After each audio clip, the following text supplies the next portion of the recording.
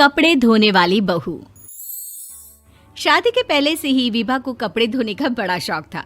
कभी नल के नीचे तो कभी तालाब के पास। अरे मेरी नीली वाली लुंगी नहीं दिख रही है। विभा की अम्मा, कहाँ रखी है लुंगी? अरे वो तो विभा ने परसों ही धोकर रखी थी आपकी अलमारी में, देखो वहीं होगी। वो ना मैंने आज धो दी, मुझे लगा कि गंदी हो गई होगी। अरे कैसे गंदी हो गई थी? उसे तो मैंने पहना भी नहीं। हे भगवान, इस लड़की के कपड़े धोने की आदत से परेशान हो गया हूँ मैं। जितना तो घर में राशन नहीं आता, उससे कहीं ज्यादा डिटर्जेंट पाउडर का खर्चा है। इसकी शादी करवा दो, शादी।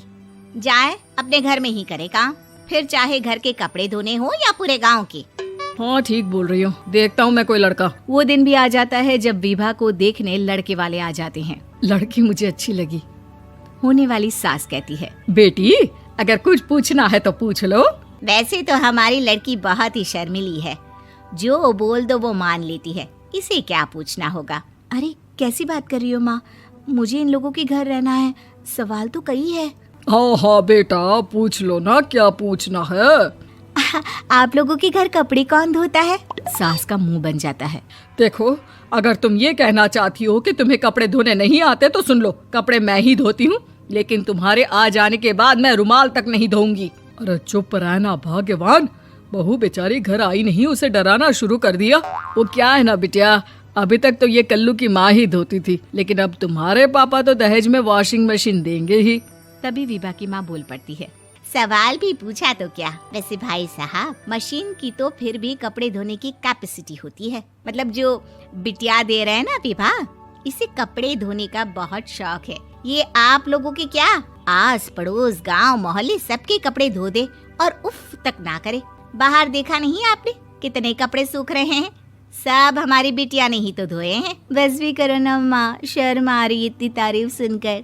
और तो और एक दाग निकाल कर दिखाओ तो मान जाऊं। हाँ अच्छा, माफ करना बेटा, मैंने गलत समझा।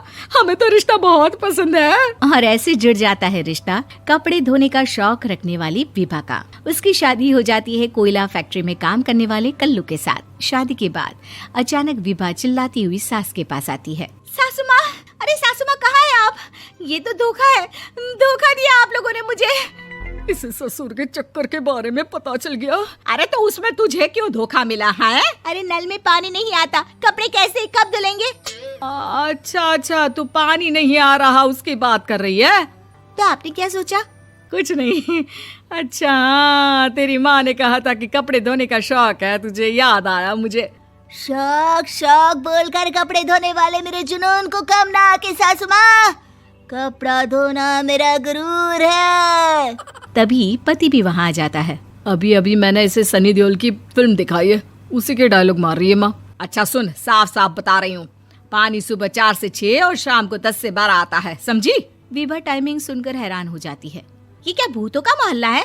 सुबह 4 बजे उठकर कौन कपड़े धोता है? 4 बजे टंकी में पानी जाता है, फिर सारा दिन धोना ना, किसने मना किया?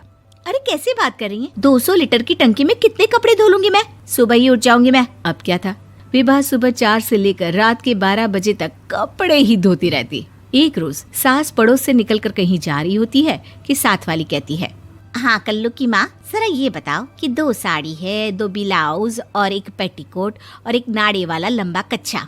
हाँ तो? अरे तो क्या, कितना लोगी धुलाई ये बताओ। धोबन दिख रहे हैं हम क्या? हमारे पति सरकारी नौकरी से अभी रिटायर हुए हैं और बेटा सुपरवाइजर है कोयला फैक्ट्री में। धोबन समझ रखा है हमें? हाय रे कल्लू की अम्मा, माफ कर दो, वो तो मोहल्ले में यही सब बता रहे थे कि तुमने बहू को कपड़ा धुलवाने के काम में लगा दिया है। सास को पड़ोसन की बात सुनकर गुस्सा आ जाता है। वो घर पहुंचती है जहां घर के बाहर ही इतने सारे कपड़े सूख रहे होते हैं जितने कि किसी धोबन के घर पर। अरे ओ कल्लू की दुल्हन, बाहर निकल। माँ जी यहीं आ जाओ, बाथरूम में चादर धो रहे हैं हम। अरे अभी हम धोते हैं, तुमको बाहर निकलो। ये आस पड़ोस वाले बोल रहे हैं कि हम बहू से कपड़े धुलवा कर उसे कपड़ा धोने वाली बना दिए हैं। अरे छोड़ो ना माँ जी, किन लोगों की बातों में आती हो? आस पास के लोगों का तो काम ही होता है कि वो किसी तरह सास बहू को लड़ा दे। बहू सारे घर के कपड़े धोती है, ये क्या कम है? बोलिए। सास को भी लग जाता है कि वो बहू का ये सनकीपन नहीं छुड़वा सकती, इससे अच्छा है कि खुद ही चुप हो जाए। एक रोज सास और बहू मंदिर जाते हैं, जहाँ सास की साड़ी वहाँ खड़ी भीख मांगने वाली से मिलती है। माँ जी क्या बात है, आपकी साड़ी उस भिखारन से कितनी मिल रही है ना? हाँ हाँ देखो तो दोनों की साड़ी मिल रही है। क्या बात है कल्लू की अम्मा, तुम खुद को तो अफसर की बीवी बताती हो और ऐसी सिंपल सी प्लेन साड़ी पहनकर घूमती हो। सिंपल और प्लेन नहीं है ये साड़ी। तो क्या सोने के धागे से फूल बने हैं? कुछ भी सासू माँ, कुछ भी। हाँ बने थे इस साड़ी में सोने के धागे से फूल। मेरे पति लेकर आए थे मद्रास से स्पेशली मेरे लिए 10,000 की।